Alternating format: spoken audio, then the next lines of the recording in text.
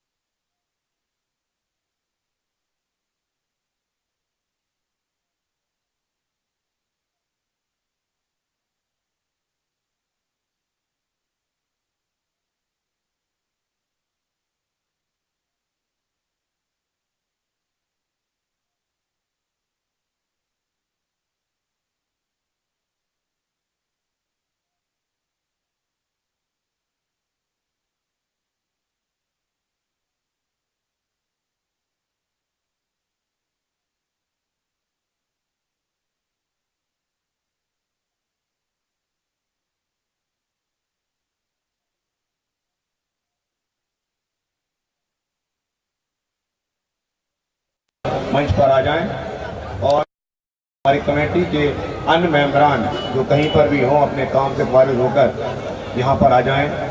जैसा कि आप सब लोगों को मालूम है कि थोड़ा मौसम भी और साथ में रमज़ान माह चल रहा है, तो सभी से गुजारिश है कि जल्द से जल्द तशरीफ़ ले आएँ मंच पर।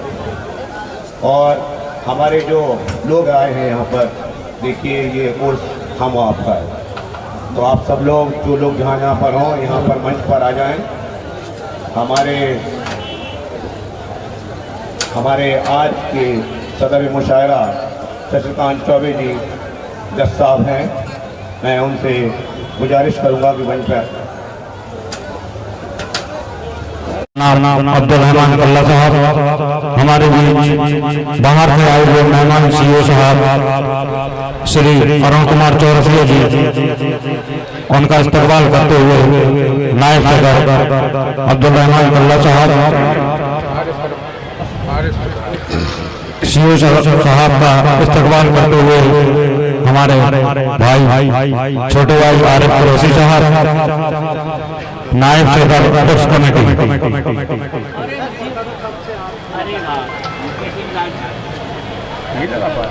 चलो यहाँ लगा चलिए।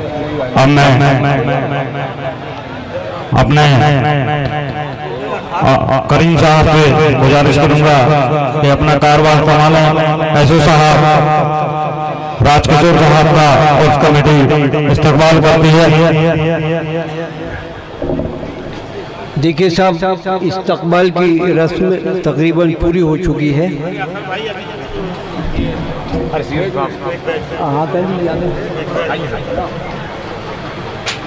आरिफ कुरैशी साहब ऐसे साहब का इस्तकबाल करें।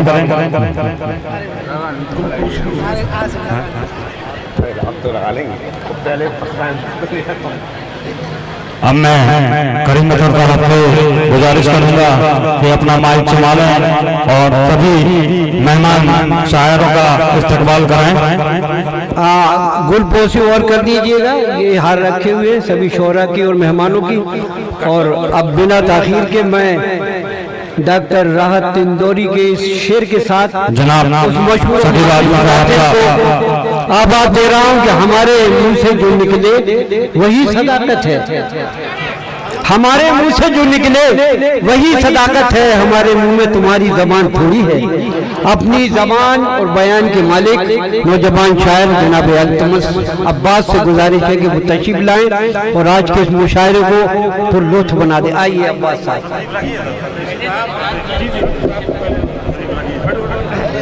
सुनिए।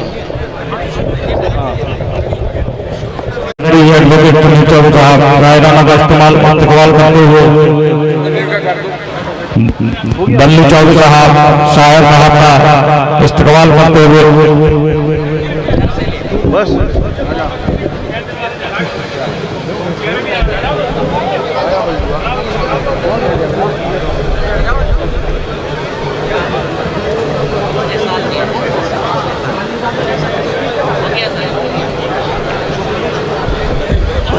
इजाजत है, तशरीफ रखिए सर। आज गायबाना तौर पर ये अहले ज़बान है, शमा जो है अगर आप रोशन भी कर देंगे तो जरा हवा जो है समझिए कि आपने रोशन कर दी। अब मेरे दूसरे बाजू पर वो शमशीर है जो इससे पहले वो मेरा बदन काट चुकी, उसी बंदूक की नाली है मेरी संत के जो इससे पहले मेरी शहरत का लहू चाट चुकी। मेरी बस्ती से परे भी मेरे दुश्मन होंगे, पर यहाँ कब कोई अगियार का लश्कर उतरा। आशना हाथ ही अक्सर मेरी जानिब लपके, मेरे सीने में सदा अपना ही खंजर उतरा। मुअज़्ज़ज़ हाज़रीन, आप तमाम मुहिब्बान उर्दू शहर ललितपुर और बुरुजवार से तशरीफ लाए। उर्दू की मोहब्बत में, शायरी की मोहब्बत में तमाम शायरीन का मैं दिल की अमीर गहराइयों से इस्तकबाल करता हूँ। सदन ऑल इंडिया उर्स कमेटी का ये तारीखी मुशायरा जिसकी सदारत फरमा रहे हैं शशिकांत चौबे साहब, अगर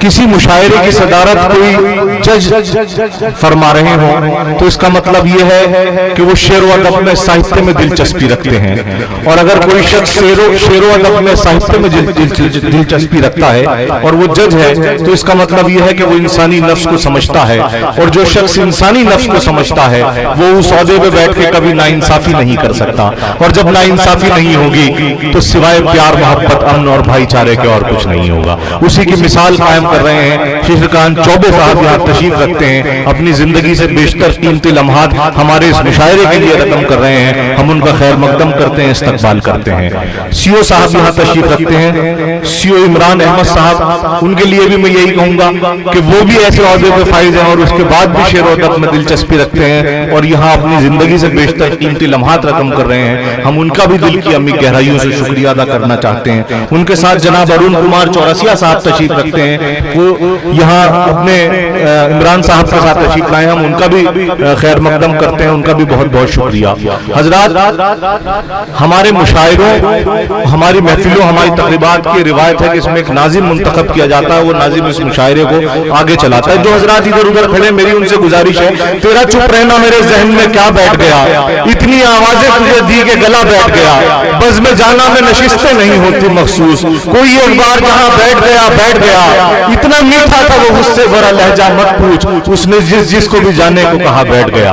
मेरी आपसे 10 बज तक गुजारिश है, जो हजरात इधर उधर खड़े, जरा एक माहौल बनाइए, एक माहौल की जरूरत है इस मुशायरे को। मौसम पहले ही आप देख रहे हैं कितना खराब है। थोड़ी सी मेरी गुजारिश, अगर आप हजरात कबूल करें तो आगे तशरीफ ले आइए, जरा सा ये भर जाएगा तो जरा एक माहौल बनेगा। देखिए दोस्तों, जिस तरह इस मुशायरे में इब्तिदाई तमहीद के लिए एक माहौल और एक जहन बनाकर आया था, चूंकि मौसम खराब है और फहरिस्त तवील है और रमजान का वक्त है, तो मैं ये सोच रहा हूँ कि इसे मुख्तसर करते हुए सिर्फ ये कहना चाहता हूँ कि रमजान का महीना है। मुशायरे के हवाले से अगर गुफ्तगू की जाए तो हम ये समझिए कि लोग कहते हैं गजल और एक तरफ रमजान, वही एक माहौल बना हुआ है कि नमाज, तरावी और सब इबादत में लगे हुए हैं। लेकिन हजरात, मैं आप हजरात को बताना चाहता हूँ, इसी रमजान मुबारक में, इसी बाबरकत महीने में कुरान पाक नाजिल हुआ था। और जब कुरान पाक नाजिल हुआ था तो वो भी एक शायराना जबान में नाजिल हुआ था।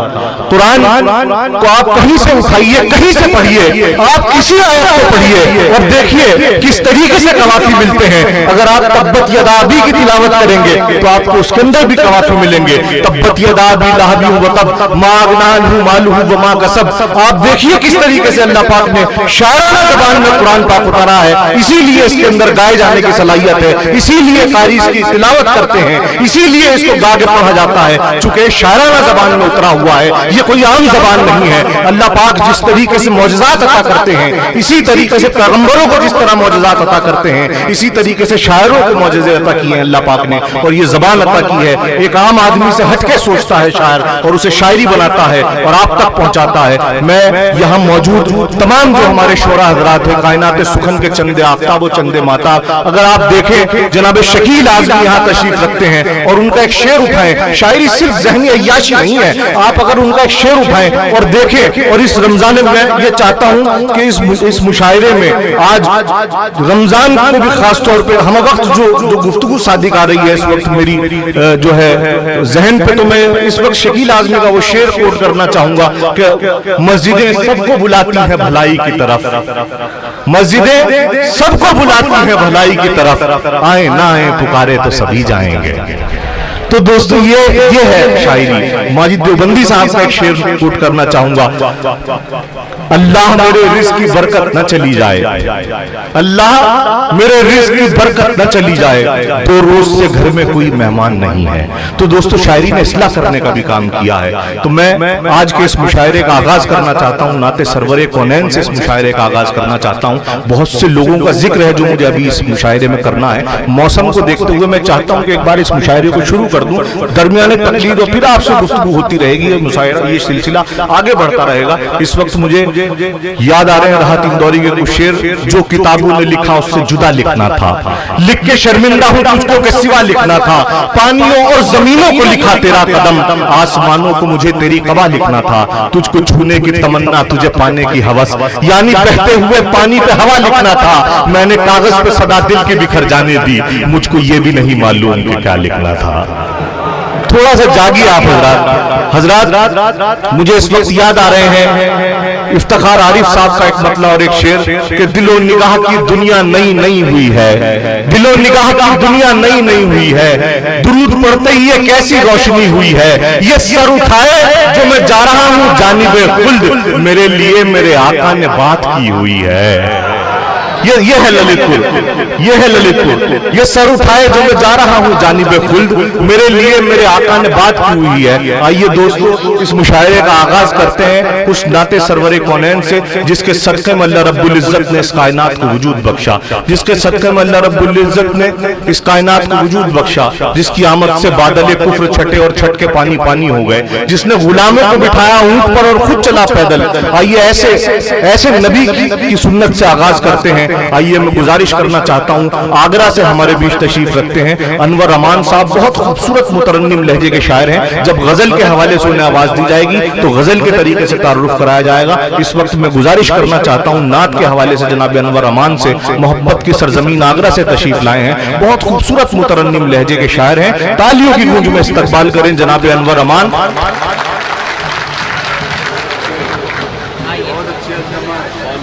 जियो एनर्जी के साथ